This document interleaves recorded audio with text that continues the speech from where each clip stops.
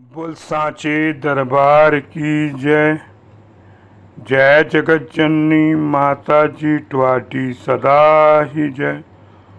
बोल मेरे दिल वाली सरकार की जय। सिया राम सिया राम सिया राम। साथ संगत जी, आज की साखी बहुत ही अच्छी साखी है। ये साखी संगत जी मेरे इलाहाबाद की साखी है। कहते हैं 100 बार जन्म लेंगे, 100 बार जन्म लेंगे, 100 बार पनाह होगा। पावन चरणों में तेरे हर बार पनाह होगा। बाबा जी के चरणों में ठिकाना चाहिए। संगत जी जो बुलाए बाबा जी को आना चाहिए, आना चाहिए। गल दस्तूर दी दाता हजूर दी, फैज गजूर दी, खुदा ने नूर दी। मत्था टेक कर देख, मत्था टेक कर तमाशा देख। ऐसी तस्वीर वे पिया पुजदा जहान से, वेख्या नहीं जिन्नू ओदे लई परेशान से। आकर देखो विच जबलपुर, रब दा ठिकाना देखो। वाकई संगत जी जबलपुर वो बैकुंठ धाम है जहाँ संगत जी जहाँ भी सत्संग होता है वो स्थान बैकुंठ हो जाता है। आइए एक सुंदर सी साखी आपके सामने रखते हैं। देश के बंटवारे के समय, कुछ समय की पहली बात है।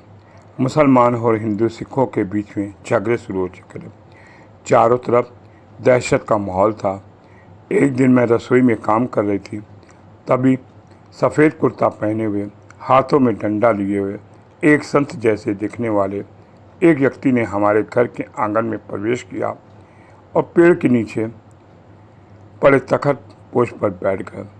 उनके चेहरे में इतना नूर था, इतना तेज था कि मैं देखती ही दंग हो गई।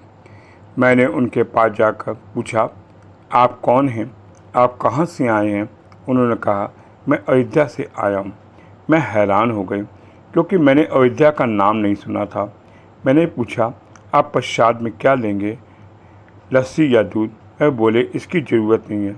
मैंने कहा कि प्रसाद ग्रहण किए बिना तो मैं आपको जाने न दूंगी। वह सुनकर बोले, ठीक है, दूध ले आ। मेरे पति की दादी जी जो आंगन में बैठी थी, जैसे वो दूध लेकर आई, बोली, दूध मैं दे देती हूँ। तो मेरे संत जी ने मना करते कहा, दूध उसी को लाने दो। दूध पीने के बाद मुझसे कहा, मैं तुम्हें यहाँ निकालने आया क्योंकि तुम मेरी पुरानी सेविका हो। जो भी तुम्हारे साथ जाएगा मैं उसे बचा लूँगा। तुम अपना कीमती सामान लेकर जल्दी से यहाँ से निकलकर अमृतसर से आगे चले जाओ। अगर रास्ते में तुम्हें कोई तंग करे, तुम कहना, बाबा दिलीप सिंह, बाबा दिलीप सिंह हमारी रक्षा करो।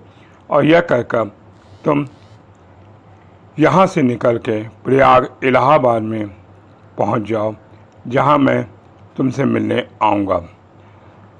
उनके जाते ही मैंने ये संदेशा घर वालों को दिया।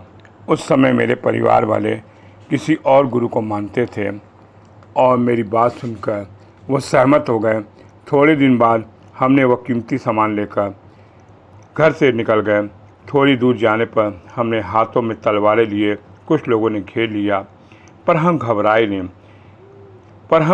नहीं। हमने ज़ोर से बोला, बाबा दिलीप सिंह, बाबा दिलीप सिंह हमारी रक्षा करो। ऐसे कहते हुए वो लोग पीछे हट गए और इस तरह से हम सुरक्षित निकलकर हिंदुस्तान पहुंच गए। और वहां से संगत जी हम अपने इलाहाबाद आकर रहने लगे। इलाहाबाद में मेरे पड़ोस में एक घर जाती थी। वहाँ एक बुजुर्ग रहती थी जिसे हम बुआ जी कहकर पुकारते थे। वो अपने गुरु के लीलाओं की चर्चा करती थी और चर्चा करते करते उन्होंने अपने गुरु जी की नाम बाबा दिलीप सिंह लिया। तो मैं उनका नाम सुनकर बड़ी हैरानी हो गई और मुझे संगत जी वो पुराने दिन याद आ गए। और मैंने उनसे कहा कि मैंने तो ये नाम पाकिस्तान बनने से पहले सुना था, साथ ही क्या मुझे आप दर्शन ले जाएंगी? तब उन्होंने कहा कि मैं ले जाऊंगी। संगत जी ये घर हमारे घर के पास ही घर है और लगभग यहाँ से जहाँ मेरे हजूर बाबा दिलीप सिंह बेदी महाराज जी नवादा में रहते थे। लगभग सिंह संगत जी 7 किलोमीटर की दूरी पर। उस समय रिक्शे पे ये लोग जाते थे। 2 रुपये रिक्शे का किराया होता था। 2 सवारी बैठ के जाते थे। मेरे हजूर के पास ये जब ये पहुंची तो देखा कि गुरुजी इलाहाबाद में आकर डॉक्टर गुलाब राय के घर ठहरे हुए थे, दर्शन करने लगे। जब मैंने बुआ जी के साथ उनको दर्शन के दिए तो मैंने उन्हें पहचान लिया और मैं गदगद हो गई। मैंने मत्था टेक कर उनसे विनती की, सच्चे पातशाह मुझे आप अपना बना लीजिए, नाम ध्यान दीजिए। तब उन्होंने फरमाया, बेटा कल अपने पति के साथ आना। दूसरे दिन मैं अपने पति के साथ प्रसाद लेकर गई और नाम दाम लिया और आशीर्वाद लिया। संगत जी, मेरे हजूर बाबा दिलीप सिंह बेदी महाराज जी का नवादा उनके मीरापुर से लगभग 7 किलोमीटर दूरी पे है। और मेरे हजूर कहते थे कहीं भी जाओ तो अपना किराया खर्च के जाना चाहिए, और वो आधा आधा किराया बांट के जाते थे।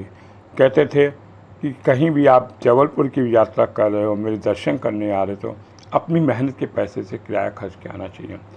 अगर आप दूसरे के पैसे से खर्च करके आएंगे तो जो आपको फल मिलना है वो आपको फल नहीं मिलेगा, और वो फल जो है दूसरा ले जाएगा। और मेरे हजूर बाबा दिलीप सिंह बेदी महाराज कुछ दिन तक इलाहाबाद में रहे। आज संगत जी मेरे घर के पास वो परिवार है, गुरुवर परिवार। संगत जी पूरा परिवार दरबार से जुड़ा हुआ है। आगे बच्चे पोते पोतियाँ संगत जी सब इस दरबार से जुड़े हुए हैं। और मेरे घर के पास होने से संगत जी मैं इनको अच्छी तरह से जानता हूँ। और इस तरह से संगत जी मेरे हजूर ने पाकिस्तान में उनको दर्शन दे के कहा कि मैं तुमको प्रयाग में मिलूँगा। ऐसे मेरे हजूर बाबा दिलीप सिंह बेदी महाराज जी ने गुरुवर परिवार को अपना सेवक बनाया। बोल सांचे दरबार की जय। जय जगत जननी माता जी ट्वाटी सदा ही जय। बोल मेरे दिल वाली सरकार की जय। सिया राम सिया राम सिया राम सिया राम। बोल सा